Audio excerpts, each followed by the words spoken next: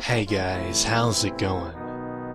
This is Natnator, and welcome back to a new Creepypasta reading.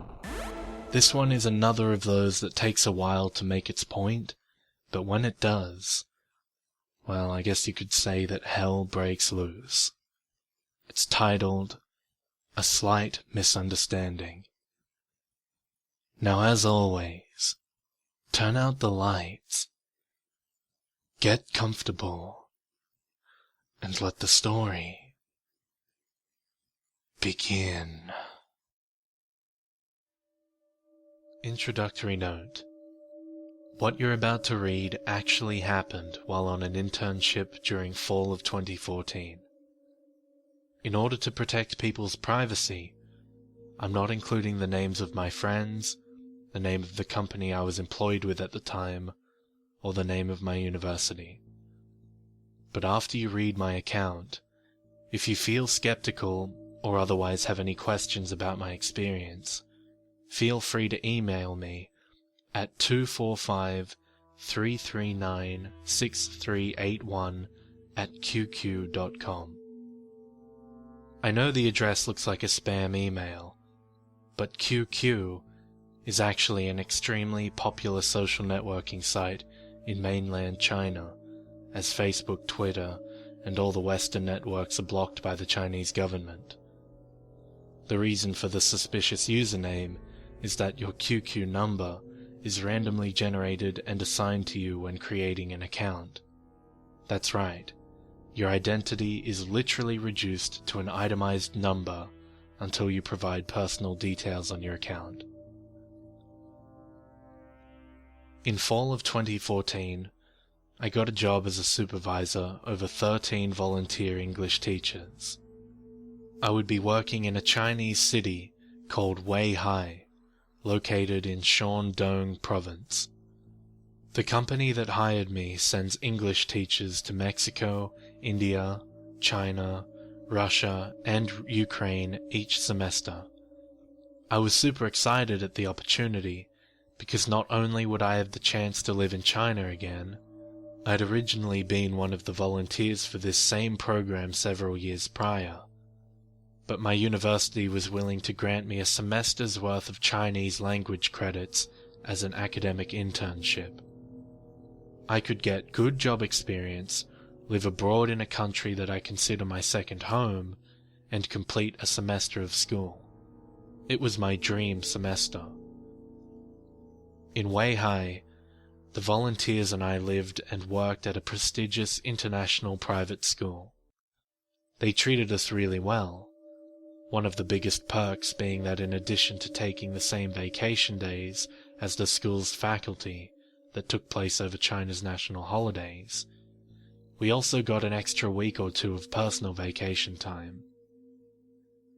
It was during one of these vacations that I had one of the most disturbing experiences of my life. Two of my friends from the group, I'll call them Sarah and David, decided they wanted to travel down south to China's Guangdong province during the Dragon Boast festival. I suggested that we visit Yangshuo, a little-known village surrounded on all sides by the region's gorgeous mountains. I had visited it a year before and wasn't about to pass up an opportunity to visit there again. Search Google images of Yangshuo's scenery and you'll understand why I'm so crazy about the place. Yangshuo isn't a large town, but even so, if you plan to do everything that you want to while you're there, you need transportation, since most of the things to do are out in the countryside. The problem was that we'd chosen a super busy time of year to visit such a popular tourist location. All the traffic in the area, the entire 6 days we were there, was literally a continuous traffic jam, so taking cabs or hiring rickshaws wasn't an option. We were fine though, as we'd rented some bikes, which gave us the freedom to go anywhere we wanted. It actually worked out even better than relying on cabs, because we'd be able to get to some of the places that were out of the way and inaccessible by car. I remembered some mud caves pretty deep in the countryside that I'd visited before. It was about an hour outside of town by bike, so it was more than a little out of the way, but its secluded nature was one of the reasons it was such an appealing destination, especially during such a busy holiday, where it was a nice change to have a break from all the tourists. I convinced Sarah and David to make a trip to these mud caves, explaining how we'd already done everything there is to do immediately around the city.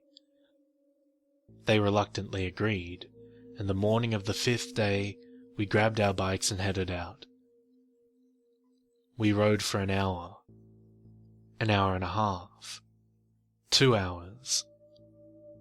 After the 2-hour mark, I realized that I must have gotten us lost. Granted, it had been a while since I'd last been there, so I think it's understandable that I didn't remember the route. Regardless, I felt stupid and guilty because I'd talked up the mud caves so much to my friends, and it looked like we weren't even going to make it to them. Not only that, we seemed to be in a completely isolated section of countryside. I spoke the language, so finding our way back to town wasn't going to be a problem, provided we found another person. From what it looked like, we were in the middle of the wilderness. I was worried that I'd inadvertently wasted one of the last days of our vacation. I explained the situation to my friends, who groaned and were noticeably annoyed at me, but who, to their credit, didn't complain or even blame me for ruining their vacation. That actually made me feel even worse about my screw-up. This was a once-in-a-lifetime experience, and I knew that losing a vacation day was no small matter to them. We stopped our bikes and began discussing what we should do. Should we continue following the current trail and maybe find someone further along the way? Should we try to backtrack and run into someone closer to the main road? Should we just abandon our original plan and try to find something else to do out in the country? While we were deciding what course of action we should take, I noticed some old-looking buildings hidden within a valley, obscured by the thick vegetation clinging to the steep mountain slopes. I was elated. There was bound to be some people in or around those buildings, and it couldn't have been more than a 15-minute ride from where we currently were. Aside from which, some of the most memorable places in China are the ones that you stumble upon by accident, the ones that aren't known as big touristy places. Our bad luck could turn out to be a good thing after all. It was evident, as we rode our bikes into the enclave, that it had been abandoned for some time. The buildings were obviously once part of an old commune from the Maoist era, when communism was in full swing, and everyone was required to live in communal compounds. After Mao's death, and Deng Xiaoping started on economic reforms to move China away from communism, people deserted these communes to make a life in the city and chase a capitalistic dream. So what we'd stumbled upon was actually a really cool piece of Chinese history. We decided to check it out, look around, take some pictures, etc., etc. The entire compound was an enormous Sihuhuan, which is essentially a house contained in the walls surrounding a large courtyard that usually contains smaller structures. Again, you can use Google for it to get a better idea of what it looks like. In this case, though, it wasn't just a single household. It was an entire walled community. The walls themselves comprised the living quarters. The central area contained an overgrown field where they would have kept the publicly owned livestock. It looked like some animals had taken up residence since the people left. Some goats and cows grazed the long grass, and chickens clucked around their feet. Scattered around the perimeter of the field were a few run-down buildings dotting the compound, which I assume at one point were the dining hall and some small for texture mills or small-time industrial production plants, depending on what this place specialized in. We checked around the living area, and it was immediately clear that this place had been abandoned for several decades. The rooms were almost completely vacant. Only furniture and a few odd assortments of possessions, woks, chopsticks, portraits of Mao, were left behind, creating a sort of gloomy atmosphere amid the cracked, crumbling walls. We snapped some pictures, recorded some videos, and just generally took in the scenery. We were getting ready to leave when I heard a voice coming from the far end of the commune. Was somebody still living here? It was possible. We'd seen some animals left in the central area after all. I'd assumed they were wild, but it made sense that somebody was still raising them. In fact, it probably made more sense because it didn't seem very likely that stray animals would find their way inside a gated community like this. We approached the apartment where the voice was coming from. The front door was slightly ajar, and the rich smell of incense wafted out. The voice continued droning on, almost like a chant. David spoke up. "You think this guy knows the way back to Yangshuo? You should ask for directions." I thought maybe the person inside was performing some kind of religious ceremony, so I was reluctant to interrupt him, and I said as much. "We don't know how long they're going to take in there. Do you seriously just want to wait outside the door for a couple hours, like a bunch of creepers? Just knock on the door, and if what they think they're doing is really important, then they'll ask us to wait and give us directions when they're done." I was a little bit annoyed by that, because David had a tendency to use our celebrity status as white people to expect special treatment from Chinese nationals. I preferred to try and blend in with the culture as much as I could, and I have a strong respect for local customs, particularly religious ones. But he also had a point. Chinese people are naturally hospitable and eager to help others. If this person was a devout Buddhist or Taoist, then their willingness to help us would be even greater, and would most likely drop whatever they were doing the second they saw us. So I rapped lightly on the door. There was no response. I knocked a bit louder, and the person continued mumbling to themselves. I opened the door slightly and called out to them to alert them of our presence. "Wei, ni hao." The chanting stopped for a moment, almost imperceptibly, but it continued as though nothing happened. I pushed the door open all the way, and saw an elderly, hunchbacked man walking around the room, shaking a wooden tool as he hobbled about, mumbling his incantation. He was certainly a communist-era comrade. His hunched posture and wrinkled yet calloused skin told of years of hard work. He was practically doubled over at the waist, and only had a few wispy white hairs on the top of his head. His clothes were the classical communist fare, dark grey pants with a matching button-up shirt that reached his Adam's apple, along with a squared-off cap. He must have taken great care of his clothing, because they were in surprisingly good shape, considering they were from around the 1950s. It's not like anyone could find a replacement for era-specific clothing 60 years after the fact. Even more surprising than his physical appearance, however, was the state of his apartment.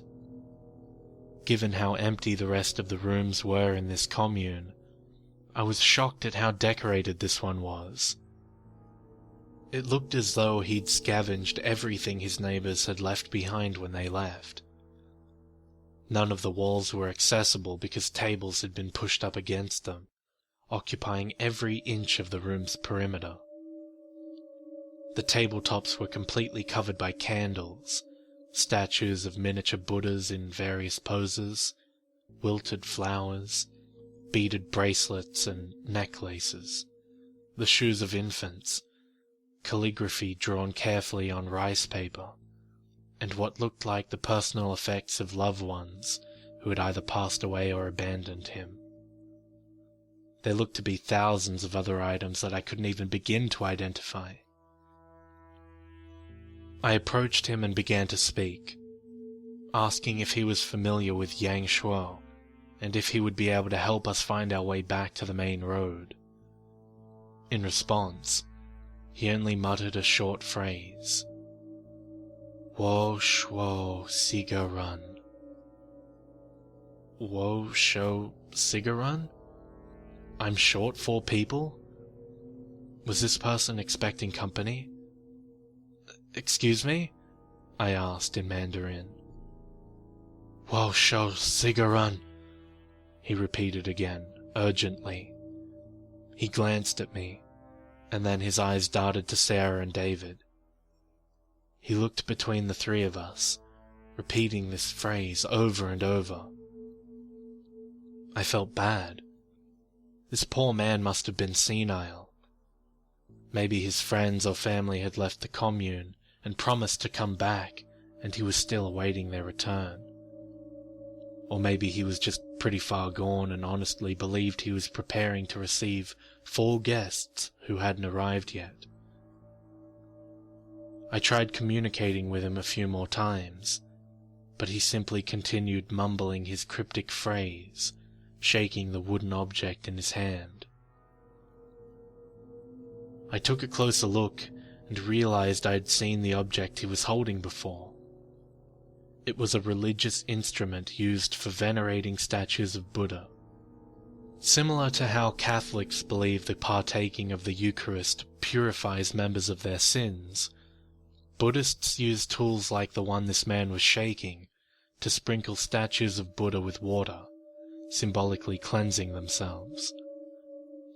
They were shaped like Spanish maracas and were riddled with tiny holes that would allow for several water drops to escape from each hole with each shake. Sometimes people would infuse the water with lavender or other herbs to invoke a pleasant smell. I don't know what this man had mixed in with the water, but it was a pretty putrid smell. I ignored it and turned back to Sarah and David. "What's he saying?" Sarah asked. "He just keeps saying, 'I'm missing 4 people,'" I replied. "What does that mean?" "Honestly, I have no clue, but I have a feeling he's not going to be able to help us. Should we just try to head back to the main road and hopefully we'll run into someone there who can give us directions?" "What the hell?" David yelled. Sarah and I spun to look at him. "That old guy just soaked me," he complained, motioning to a wet spot on his shirt. I rolled my eyes. "Give him a break," I said. "He obviously doesn't know what he's doing." As I said this, the elderly man continued to shuffle around the room, sprinkling water on the statues of Buddha and the other artifacts laid out on the tables, all the while muttering, "Wo Shuo Sigarun, Wo Shuo Sigarun." "I'm fine with going, but you should at least ask him if he has any water. My bottle's completely empty," Sarah said. It was a good idea to get a refill before we left. Yang Shuo is ridiculously humid and hot year-round, so even though it was already late October, it felt like mid-July in Florida. We were so sweaty that we could easily get dehydrated just by standing around, even if without riding bikes. "Yeah, that's a good idea," I responded. I was about to turn to the man for one last attempt at communication, to hopefully find out where we could get some water. He violently shook the maraca-like tool, drizzling water on my shoes and the floor around my feet. Some even splashed up on the pant leg of my shorts. "Whoa, show, Sigarun," he muttered again, but this time it caused a chill to run through me. Something didn't feel right.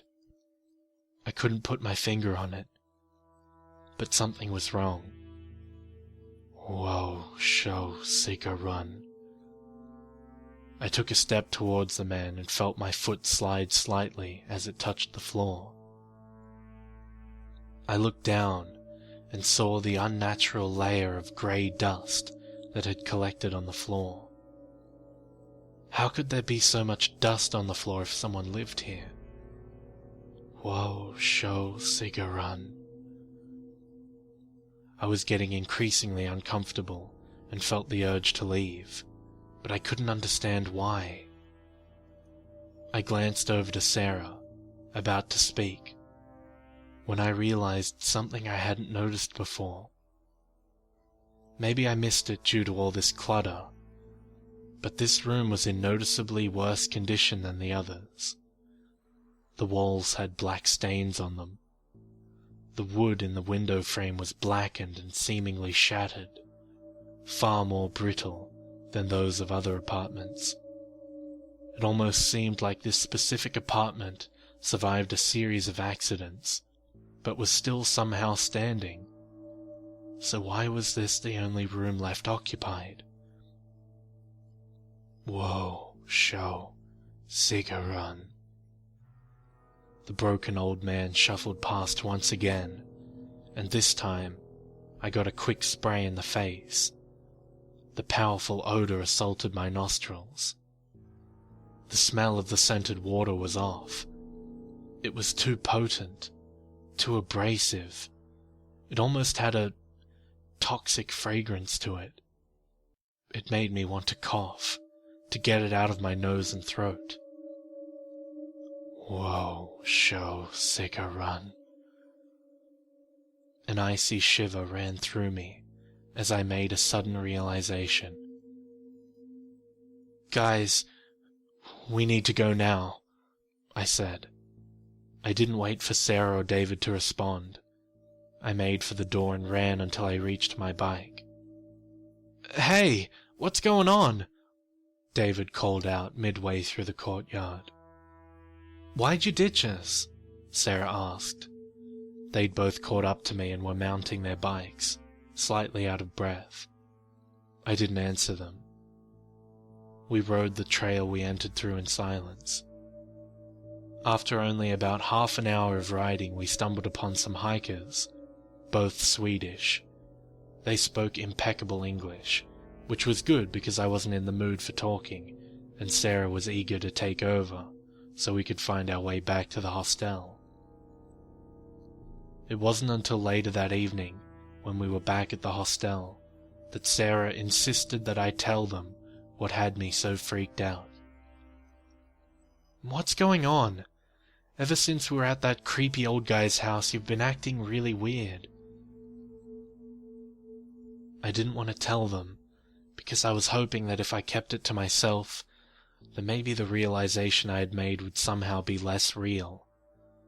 Maybe if I didn't say it out loud, then I could believe that it hadn't really happened. But it had.